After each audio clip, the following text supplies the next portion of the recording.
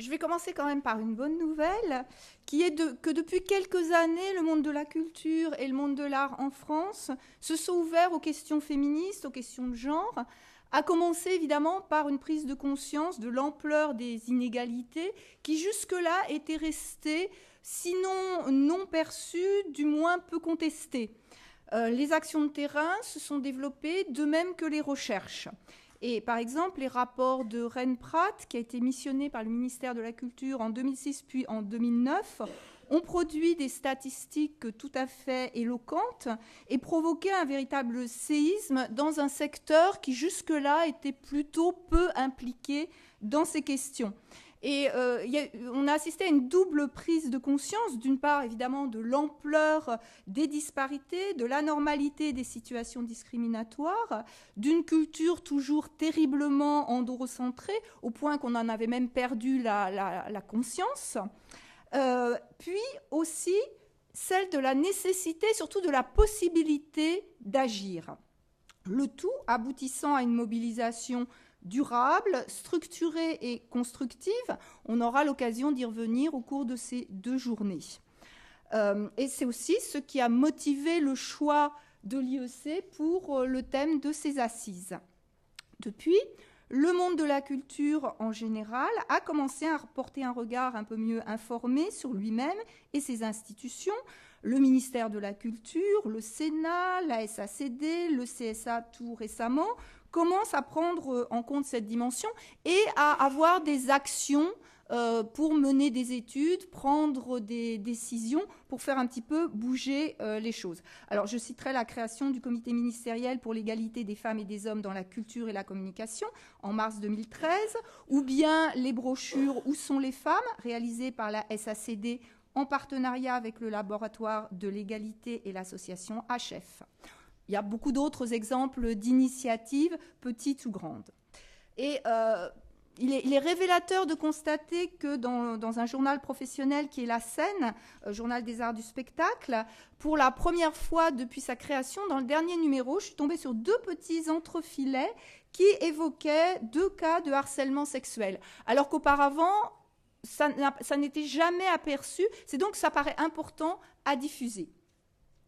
Toutefois, on va quand même tempérer les choses, les derniers chiffres publiés par le ministère ou la SACD en 2013 ont montré que la situation n'a guère évolué depuis les premiers rapports de Ren Pratt.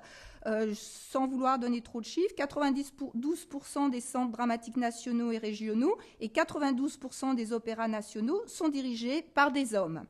L'ensemble des centres des arts de la rue sont dirigés par les hommes et les hommes, par contre, ne dirigent que 74% des centres chorégraphiques nationaux.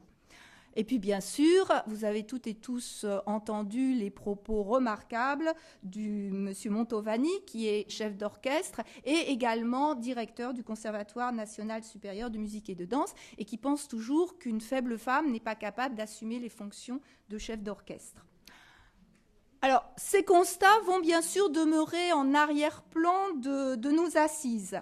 Et il est toujours nécessaire de les rappeler et d'en faire état. Mais, en même temps, si la culture va construire, perpétuer, voire légitimer des inégalités et le sexisme, elle constitue en même temps un espace de lutte et éventuellement une arme contre le sexisme. Et une arme et un outil qui peuvent être utilisés pour penser et pour construire un autre monde. Et c'est vraiment cet aspect que nous avons souhaité privilégier au cours de ces assises. Alors, avant d'engager les débats, je voudrais rappeler quelques éléments qui font que la culture et l'art sont des secteurs particulièrement remarquables, et notamment par cet aveuglement sur les questions de sexisme, ces résistances à les traiter, alors que, au contraire, on pourrait penser que c'est un secteur qui se situe aux avant-gardes du progrès, de la modernité et des apports intellectuels et politiques. Le sexisme, la domination masculine, qu'elle soit sociale ou symbolique, il passe le plus souvent totalement inaperçu, ou pire, trouve une certaine légitimité dans ce qui serait la spécificité de la culture, un domaine évidemment au-dessus de tout soupçon, un domaine d'exception où les inégalités et les hiérarchies n'ont certainement pas la même origine que dans le reste de la société, puisque la mesure étalon, c'est quand même le talent. Alors, le premier point, c'est que la situation dans la culture est très contrastée. Le secteur est paradoxalement perçu comme étant féminisé. Je dis paradoxalement par rapport au phénomène de domination, mais il l'est perçu parce qu'il y a une très forte féminisation des publics, d'une part, et des pratiques amateurs. On sait que les femmes lisent davantage, fréquentent les théâtres, les bibliothèques, souvent ont des activités artistiques régulières. Comme enseignantes, elles transmettent aussi la culture. Et d'autre part, en secteur professionnel, les femmes sont très majoritaires à la base. Par contre, elles disparaissent au sommet des pyramides. Prenez les écoles d'art, par exemple, les étudiantes sont majoritaires, mais les dirigeants, les enseignants sont des hommes. Même chose dans les universités. Par contre, si vous allez en collège ou en lycée, les professeurs d'enseignement artistique sont généralement des femmes. Elles sont évidemment majoritaires en situation de représentation. Les actrices, les danseuses. Et rappelant que seulement 3% des artistes exposés au Metropolitan Museum étaient des femmes, mais que 83% des nus exposés étaient des femmes, les Guerilla Girls demandaient en 1989 « Les femmes doivent-elles être nues pour entrer au musée ?» La question est toujours à l'ordre du jour.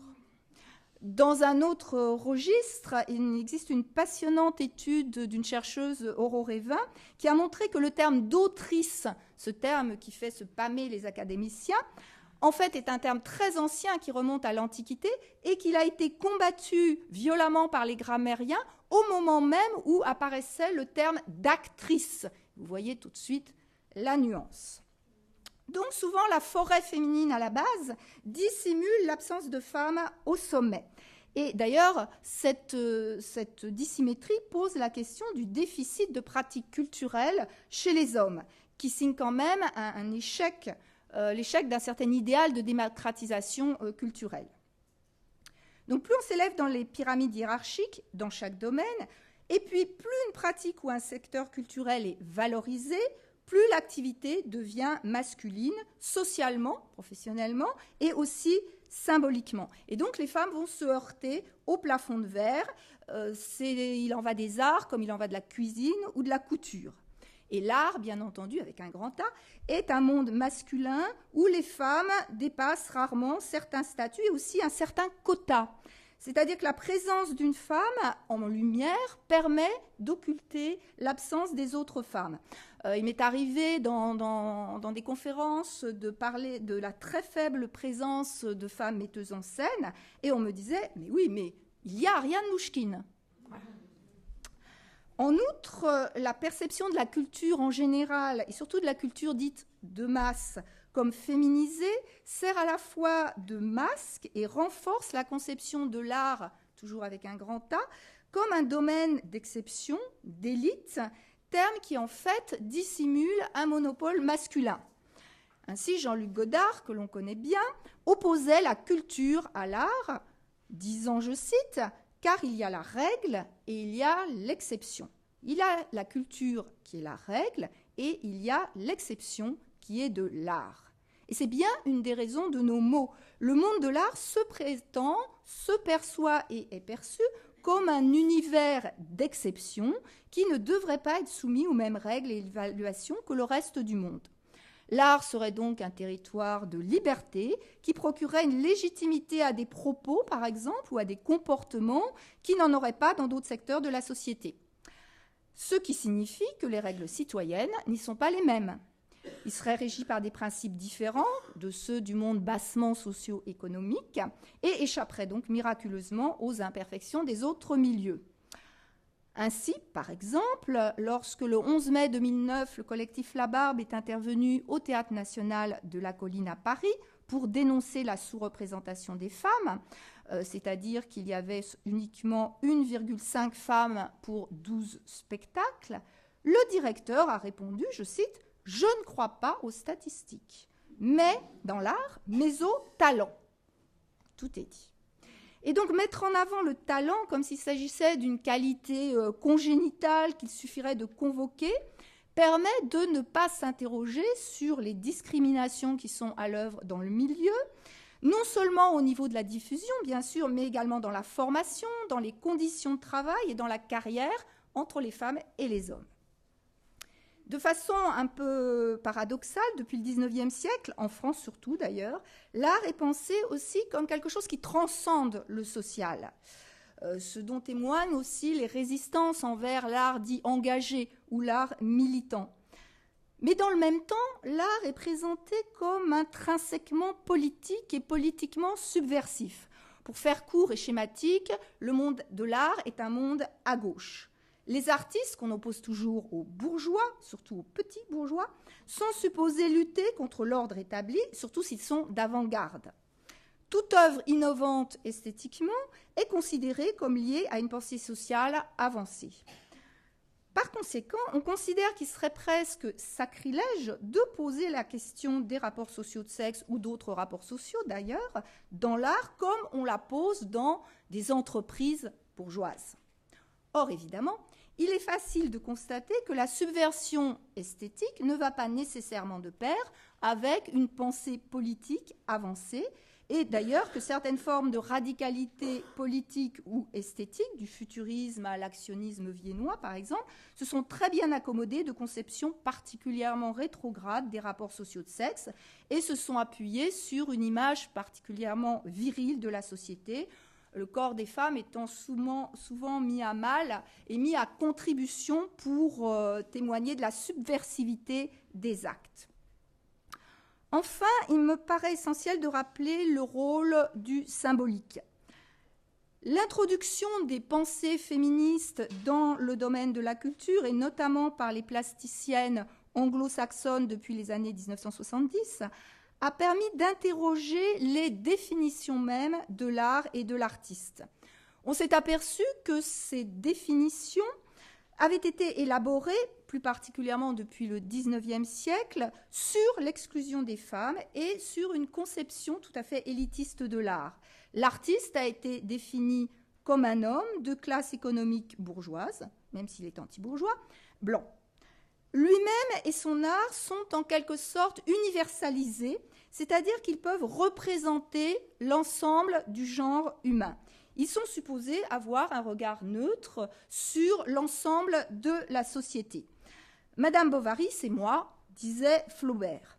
Mais évidemment, la réciproque n'est pas vraie et à de très rares exceptions, citons Madame de Rambouillet qui a incarné le courant précieux, aucune femme n'est choisie pour représenter une école artistique ou un mouvement, même s'il y a beaucoup de femmes à l'intérieur de cette école.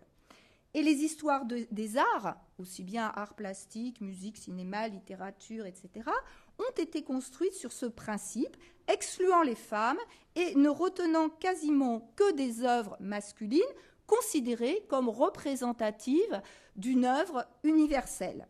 Tandis que les œuvres de femmes sont jugées peu représentatives et toujours à la marge, les marges des avant-gardes, par exemple. Et évidemment, je ne parle pas ici des œuvres produites par d'autres minorités au sens sociologique qui subissent le même sort. Les grands auteurs, c'est-à-dire ceux qui ont été sélectionnés par d'autres hommes comme étant des grands, sont supposés exprimer l'universalité humaine. Par contre, les œuvres de femmes sont bien souvent perçues comme reflétant le point de vue spécifique des femmes féminines. Il est convenu que les femmes peuvent tout à fait s'identifier aux figures masculines, réelles ou imaginaires, mais la réciproque demeure extrêmement rare et n'est pas vraiment encouragée. Autrement dit, dans l'imaginaire collectif, l'art et la culture des hommes n'auraient pas de sexe. Par contre, l'art et la culture des femmes en auraient un. La question du sexe de l'auteur n'est jamais posée pour les hommes. Pourtant, elle est toujours pour les femmes. Par exemple, peu de gens, à part quelques féministes râleuses, ont trouvé à redire quand l'exposition dionysiaque en 2005 au Centre Pompidou ne présentait que des artistes hommes. Peu de gens l'ont même remarqué. Par contre, l'accrochage, elle, à Pompidou, a fait couler des tonnes d'encre. En conséquence, cela signifie que la vision d'un groupe dominant est admise comme représentative de la vision de toutes et de tous. Pourtant, l'art des hommes n'est pas plus neutre et universel que celui des femmes, ne serait spécifique de leur sexe. chaque individu, offrant bien évidemment un point de vue situé, et seule la prise en compte de la diversité au sein de l'art et de la culture permet de penser, d'édifier une culture qui soit vraiment démocratique. Et nous sommes tellement conditionnés par cette dissymétrie, finalement, que peu de personnes remarquent l'absence quasi totale des femmes dans les dictionnaires des artistes, alors vous pouvez les feuilleter, les programmations ou les musées.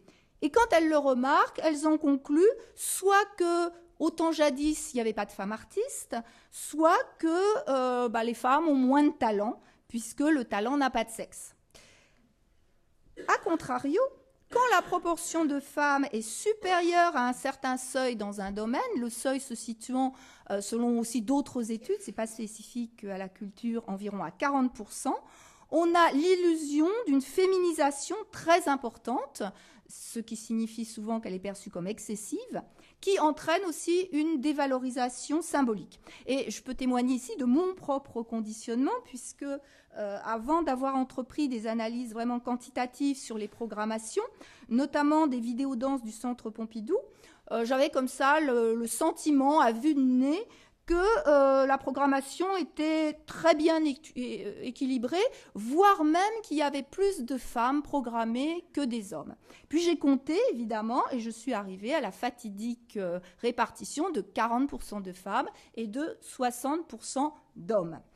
Comme quoi, une bonne connaissance des problématiques du genre, des convictions féministes bien ancrées, ne permettent pas d'échapper à ce qu'on appelle des biais sexistes, des biais de perception et d'interprétation qui sont induits par nos conditionnements de genre. Et j'aime beaucoup le titre d'une chercheuse, Marie-France Pichevin, d'un article qui s'intitule « De la discrimination sociale entre les sexes aux automatismes psychologiques, serions-nous tous sexistes ?» Je trouve qu'effectivement, nous le sommes par nécessité, sinon sexistes, mais nous sommes toutes et tous conditionnés par la culture qui nous environne. Mais nous pouvons essayer de changer les choses, et j'en reviens donc au programme de ces assises. Cette première journée s'intitule donc « Parcours, obstacles et innovations ». Elle sera consacrée dans un premier temps à penser comment, malgré les obstacles, malgré les résistances, il est possible de s'imposer, même dans des milieux peu ouverts à la présence des femmes ou contraignants en termes de normes, d'en faciliter l'accès aux femmes et peut-être aussi de modifier les représentations sociales. Donc une première table ronde portera sur la question des parcours et de carrière, sur la spécificité de certains milieux. La seconde table ronde nous présentera des initiatives individuelles ou collectives destinées à bousculer le sexisme. Chaque table ronde sera suivie d'un débat. Et puis, à l'issue de cette journée, nous vous invitons à poursuivre la séance autour d'un cocktail situé à l'extérieur. Lundi 28, notre seconde journée sera centrée sur la façon de pérenniser dans le monde de la culture une culture de l'égalité avec deux tables rondes intitulées « Transmettre, instruire, éduquer » et « S'approprier ». Je passerai donc la parole aux modératrices de la première table ronde, Evelyne Père, paléoanthropologue, chercheuse au CNRS et au Musée d'histoire naturelle, vice-présidente et cofondatrice de l'IEC, et Anne-Marie Vieussat, qui est professeure de musique et saxophoniste, vice-présidente du conseil d'orientation de l'IEC. Et en préalable, je vous laisse découvrir un clip qui a été réalisé par l'association HF pour vous montrer que l'humour aussi est une arme contre le sexisme, ou comme disait Dorothy Parker, si ce n'est une arme, c'est du moins un bon bouclier.